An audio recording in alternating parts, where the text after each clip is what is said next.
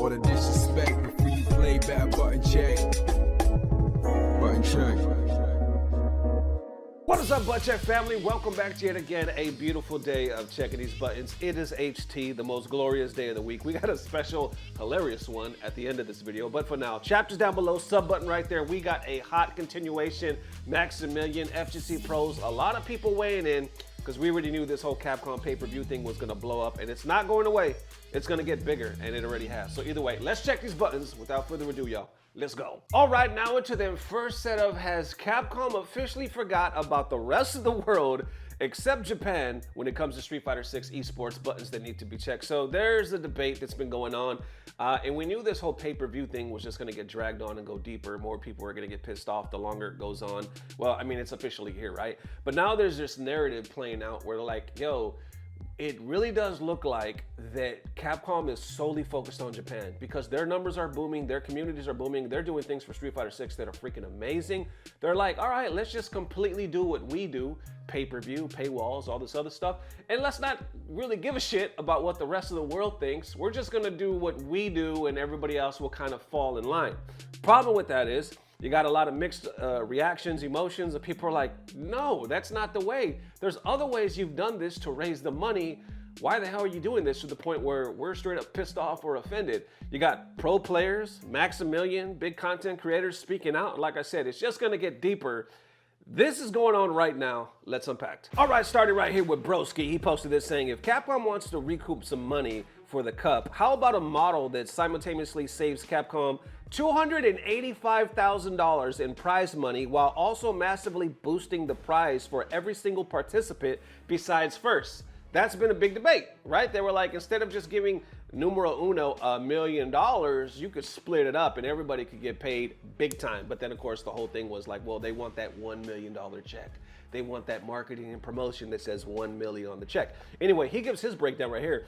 First, 250, second, 150, third, 100K, fourth, 75K, then coming down here, 5 to 6, 50K, 7 to 8, 25K, 9 to 12, 15, then we see 10, 7.5, all the way up to 33 to 48, you're getting 4K. So not a bad breakdown, right? I'm sure a lot of pros or other people might agree with that. Then we got this one. Somebody's saying, this is how we restreaming Cap Cup 12. Look at this crap right here.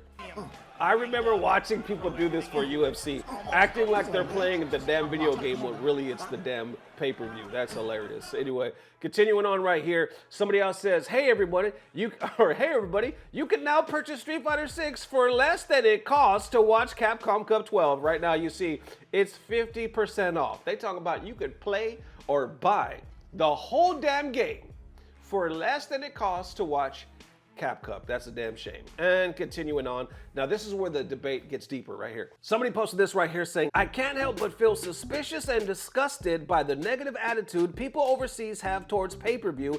It's good that manufacturers are making money and this leads to better events and DLC. Damn, I think that's the first comment I've read like that. How you feeling? They said, I feel suspicious and disgusted over the negative attitude, let's just be real what they're trying to say, by the Americans or everybody else that's not in Japan that's having, because this is good. It leads to better events and better DLC. Well, of course, that FGC is clapping back. I see Incross right here saying, Capcom knows pay-per-view for Street Fighter 6 won't work outside of Japan, so I'd say the reaction is appropriate for the move. This is basically telling international players and viewers that we don't matter. If it sticks, non-Japanese audience will only care less about Cap Cup, and they will care less about qualifiers and competitive side of the game as a whole as a result. Let it play for a few years, and Japan will be the 99.99% of the audience to engage with the spectator product, which defeats the whole point of a world tour. That is facts. That's actually the first time I read that whole one. I just read the first part of it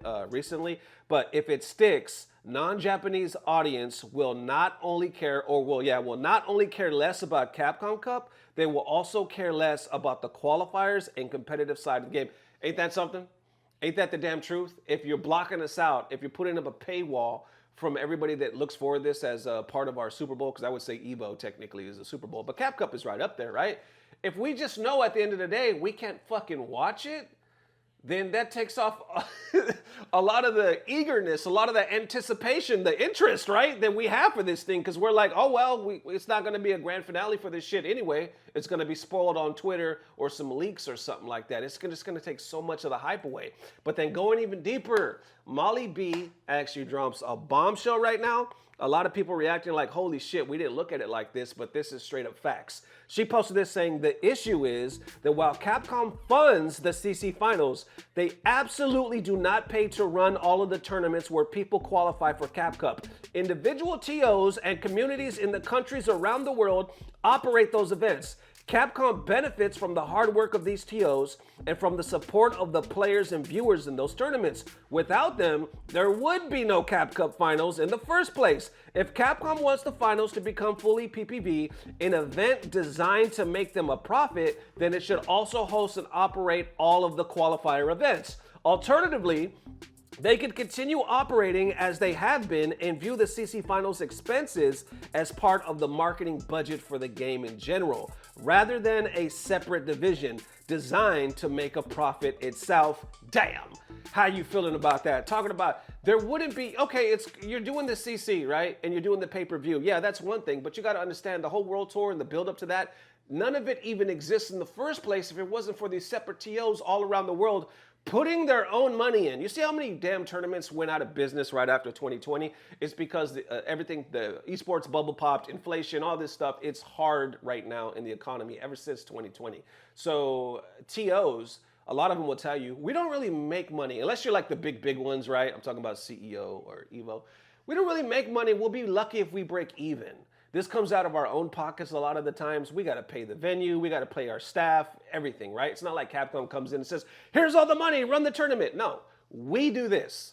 So what Molly B is saying is if it wasn't for us in the first place, not just America, but around the world in the FGC, Cap Cup wouldn't even be happening.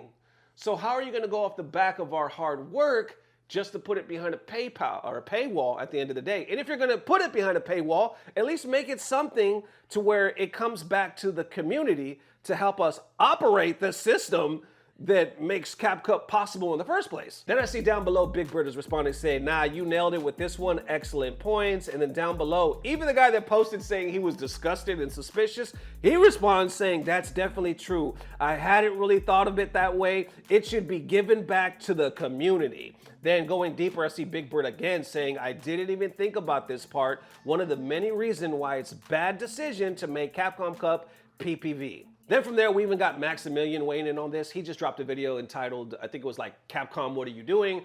His video is like 15 to 20 minutes. This is just about 3 minutes. Let's check out to see what he has to say. Comes across as, to me, is almost a full commitment to the Japanese Street Fighter esports scene. And to me, it makes sense. It's kind of like, I'm curious what the heck's going on with the American version, the American side of the Capcom esports division. I wonder what they're going through right now. But it almost feels like a full commitment to not being this global brand anymore, and specifically being a thing that is for this audience, because the amount of viewership and the amount of people watching in Japan specifically is likely so big that they can't ignore that anymore, and we're just going to do it this way. And the Japanese audience is likely going to be completely happy with this because they have been doing that with like SFL. They've been doing that kind of stuff, you know? To me, this sounds like a literal business decision where the sponsorships that would come from other regions and all that kind of stuff. It's not really Capcom that's saying this. This is an esports division. It's all very weird. To understand why it's happening, you have to think about that. That does make sense, but it completely alienates like everybody else. It completely alienates everybody just sort of enjoying these things. Also, we're in a kind of unique situation right now. You have to start asking yourself, dude, is watching a Street Fighter event worth 30 bucks? Is watching the Street Fighter Super Bowl worth like $30 to $40? In other regions, people have said yes. In Japan, yes, we'll actually pay for this kind of stuff. But for the rest of us, hell no, dude. For almost everybody else, like fighting game tournaments are pretty much run on the revenue stream of like entrants that pay to get in, and also sponsorships that pay to keep the entire event rolling and running for the years that come, right? They do that so they can run ads on the streams, like live baked in ads, and then obviously just have the event pay for itself, you know? But that means that we get free events, we get free streams, we could just watch all this stuff, you know, for the most part. Pretty much eliminates the entire aspect of like enjoying tournaments. Let's be real. One of the things that most of us get really excited about at a Capcom Cup at an Evo though, is the fact that we're not just looking at a tournament, we're looking at the future of this game, right?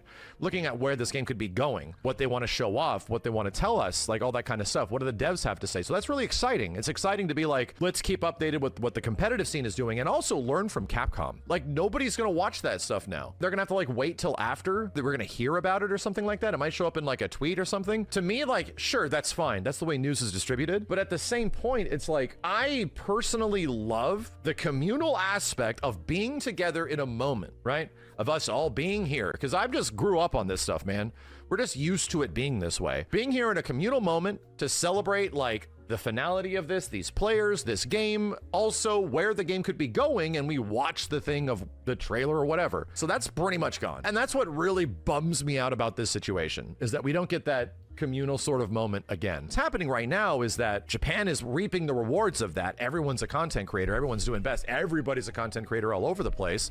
So there's a oversaturation of gameplay. It's everywhere, man. All I'm saying is that I don't see the value outside of Japan in its current state of spending 30-ish to 40-ish bucks to watch a stream, to like literally watch a stream of gameplay. The importance of it is big, don't get me wrong, but at the same point, it's like we're not in a situation that was from like 10 years ago in America where, yeah, you could have maybe done that way back in the day when it was really valuable to see these players play at this level and to fight each other in this environment. We see it like multiple times a year, dude. All I gotta say is that it's a bummer, and I think there's better ways to do this. Bam. He ends it on that note, saying, all I have to say is it's a bummer, and I think there's better ways to do this. How y'all feeling about that? I think most of you guys would agree with that.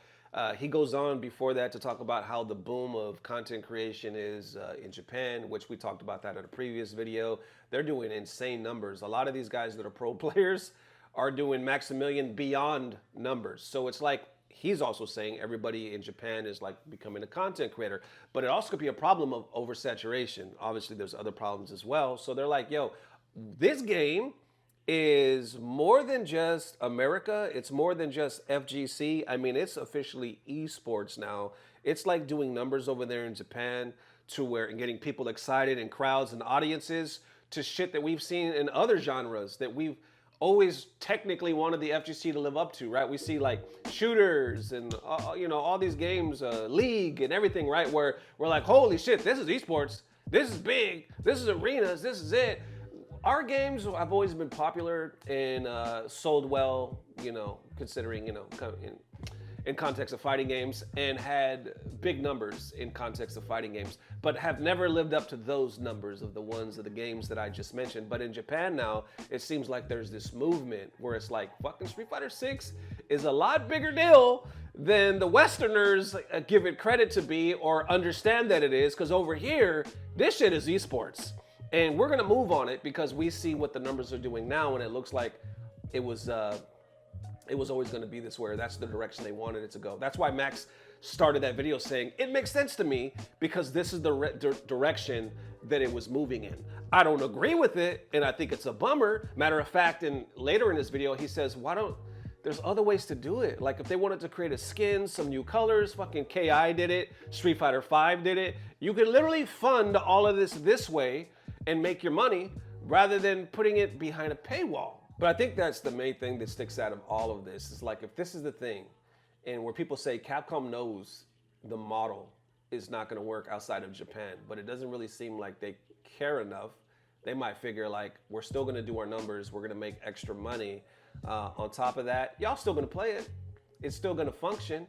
But the point is, like, you know, Molly B was saying, like, well, what about all of us that make Capcom possible, running it off of our backs, our sweat, our pockets?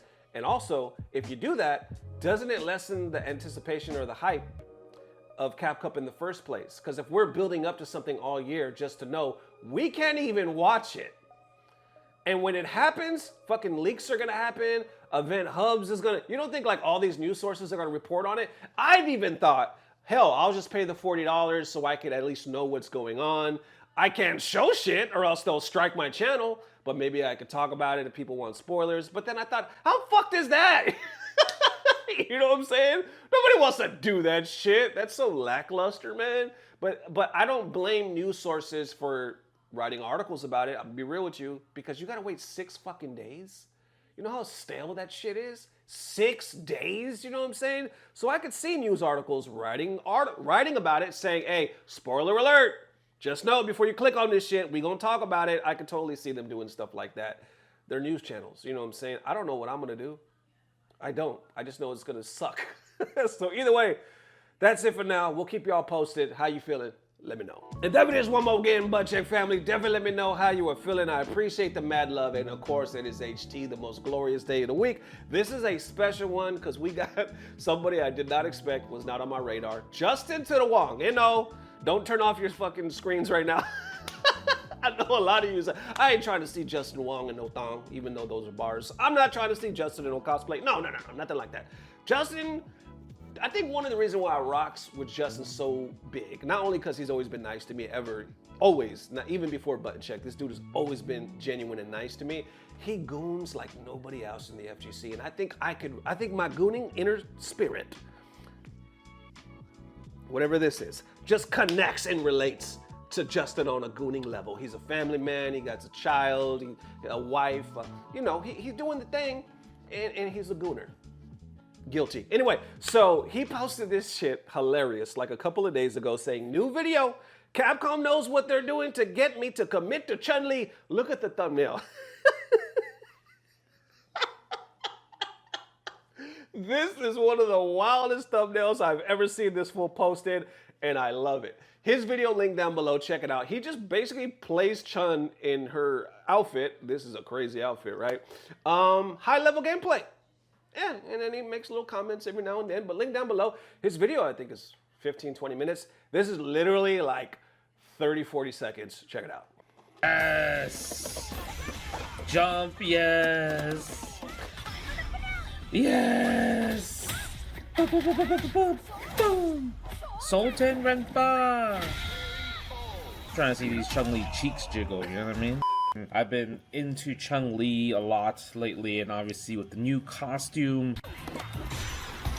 That slow-mo was crazy. Did y'all see that slow-mo? Holy crap. That is one more time, Butt Check family. Definitely let me know how you were feeling. At least we had a feel good at the end of the video. The first part of it, the main part of it, I don't know, yo.